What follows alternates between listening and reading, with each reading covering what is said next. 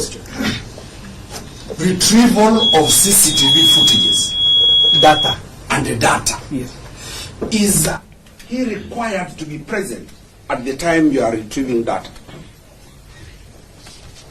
Presence as in... present physically? No. Thank you. Paragraph 25. Proceed. What does paragraph 25 say? Crucial police documents that are at Central Police Station. You want to access crucial police documents? Yes. True? Yes.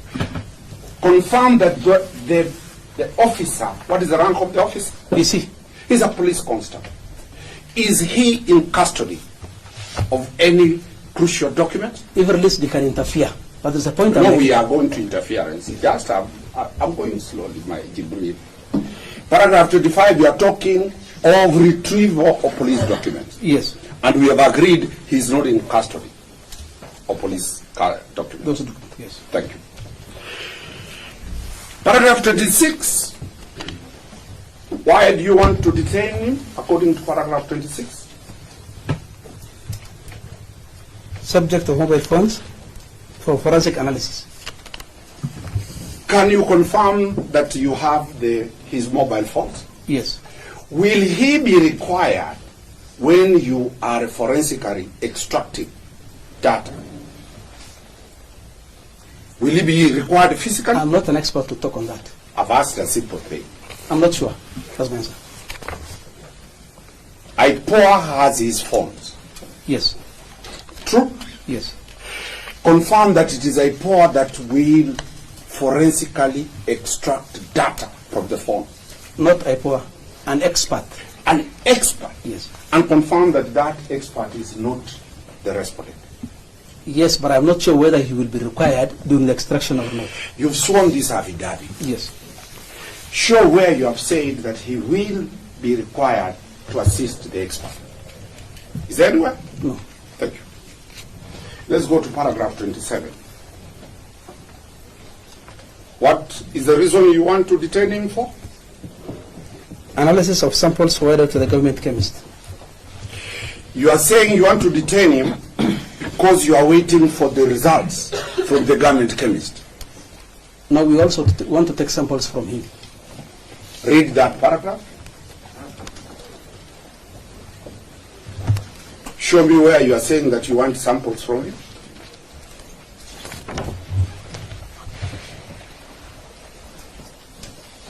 I'm specifically on paragraph 27. Yes. It's not appearing anywhere. It doesn't appear anywhere.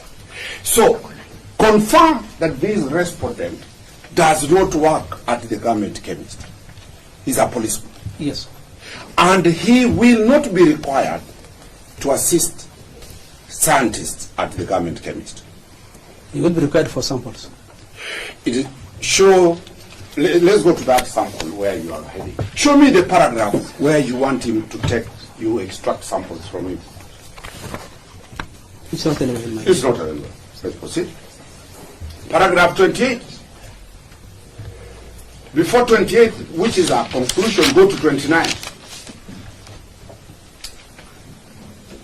What are you saying? Why you want to detain him? He's a police officer attached to that station, and if released, can interfere with investigations and tamper with evidence of the station. Have you attached any evidence showing attempted interference? But I did depend in my statement. I did depend in my statement that there were interference. We are only asking a simple question. Yes. You depend because you have material that made you depend. Have you attached those materials before the court? Is either yes or no? No. Thank you. Paragraph 30. What are you looking for? Paragraph 30, another reason? Other witnesses. Ah. The investigation is an applicant needs to interview other witnesses, including police officers from the station. And the respondent, being a police officer, if released on bail, is very likely to interfere with and influence the witnesses. You are saying you want to interview police officers? Yes. And we'll go one by one. Okay. The first Limbis that you want to deal with the police officers? No, other witnesses. There are other witnesses. Yes. And you have identified some of them are police officers. Yes. And confirm his rank is just a mere police constable. He has no authority over any police officer in this country. I can't say that for sure, because what I've defined my statement is that this thing was planned and We have not executed. reached there. Let us go systematic. Yes. I've asked a simple question, that he will interfere with police officers. And I've asked you this question. The lowest rank in the police, National Police Service, is a constable. And that constable has no power over any other. Some of my witnesses are also constables. The same rank with me. He can influence them. He That can't is the point I'm influence making. them. Have you produced any evidence to that effect? Not. Thank you. Let's move to the next one. He says, he is likely to interfere. Have you put anything to show that? As an attachment? Yes. No. We'll be concluding that that is apprehension later. Let's move further. Look at paragraph 31. Yes. What are you telling the court? That the crime was planned, executed due to the seriousness of the offense, and the completeness of the investigations will require more time to carry out investigations. This is a very serious crime. True? Yes. Is there any crime that is lesser than any other crime? Under what parameter do you decide this is a serious crime, this is a light crime? Have you provided that? The sentences imposed, that the sentences that each offense carries actually show the seriousness. Kindly confirm that this is an offense of murder, Yes. which carries what sentence? Up to mandatory sentence of death. You are aware murder suspects can be jailed even for 1 day? Yes, depending on the discretion of the court. But it carries a maximum sentence of death. Let's proceed.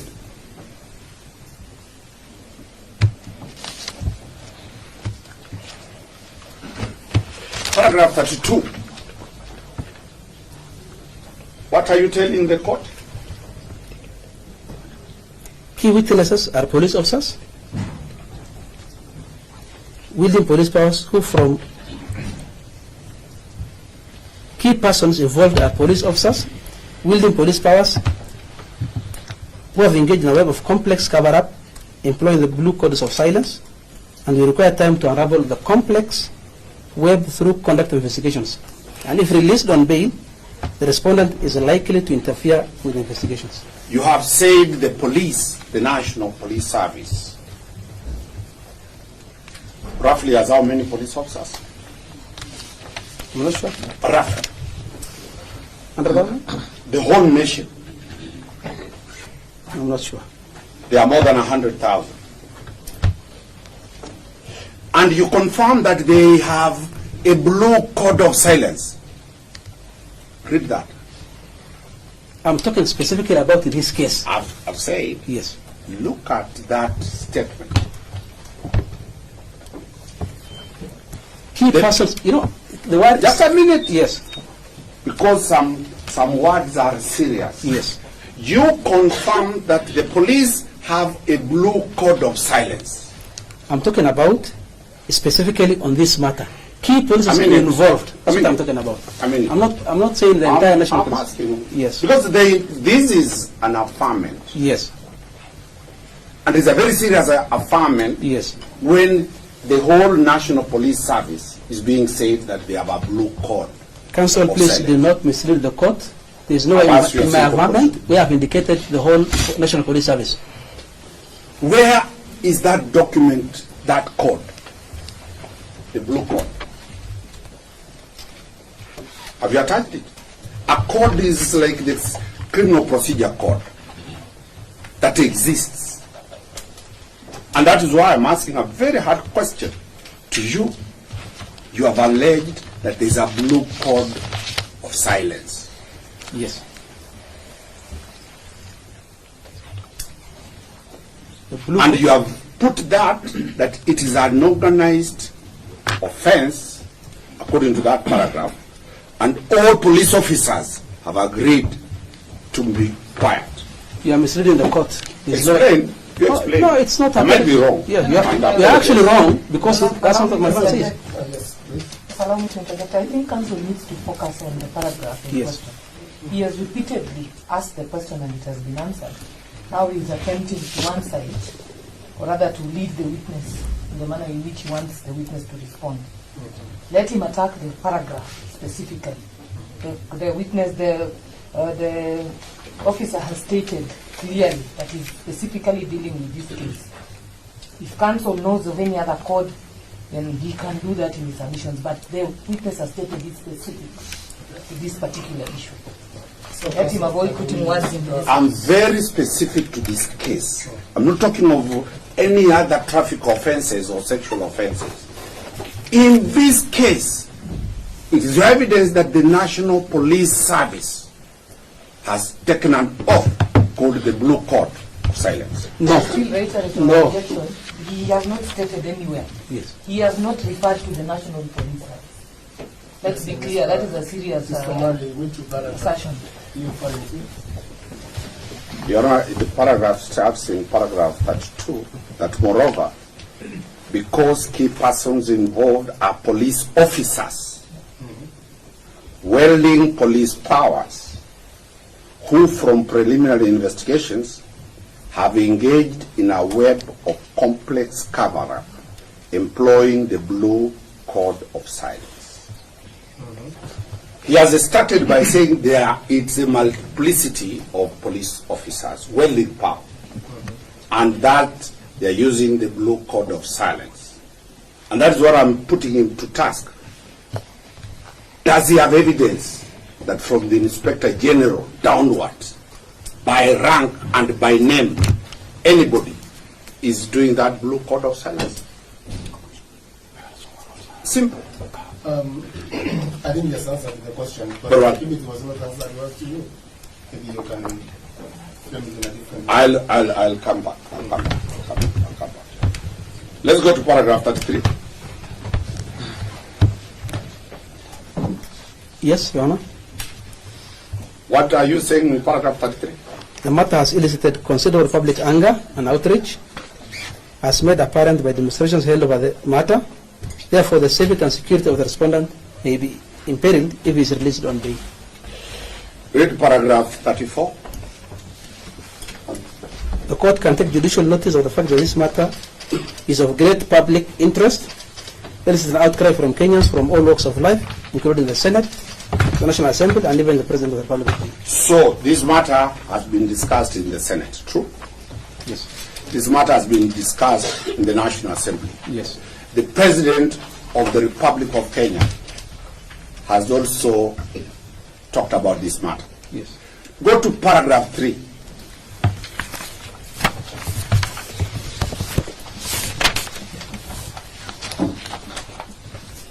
Yes. Tell the court your mandate and your powers under paragraph 3. Ipoa is mandated to investigate any death or serious injury, including death or serious injury while in police custody, which are the result of police action or were caused by members of the service while on duty. Confirm that Ipoa is an independent constitution. Yes. It is a constitutional entity that does not take directions Yes. other than from the DPP.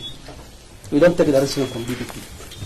When you forward your file, the DPP either approves or recommends further Yes. directions. Yes. That is the only office that you can deal with.